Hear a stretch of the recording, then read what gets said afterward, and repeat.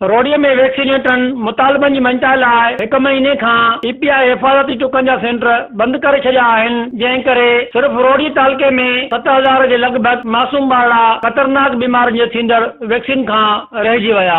जेके मासूम ॿारड़ा कंहिं बि मूज़ी मर्ज़ जे वर चढ़ी सघनि था, जंहिं करे वालदेन में ॻणतीअ जी लहर छाइल आहे, जिन पंहिंजो एहतिजाज रिकॉर्ड कराईंदे चयो त 5 दफ़ो ॿार खणी आयो आहियां। हिननि जूं हड़तालूं ख़तमु कोन थी थियनि। असांजा ॿार बीमार था थींदा वञनि ऐं हिननि जो ज़िमेदार केरु थींदो?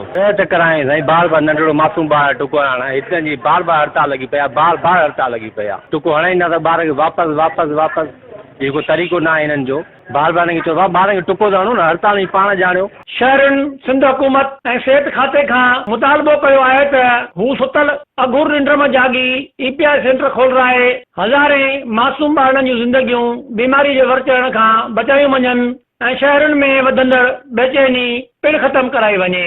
कैमरामैन अमजद ख़ासकेली सां एडी गुंजो, सिंध टीवी न्यूज़, रोडी।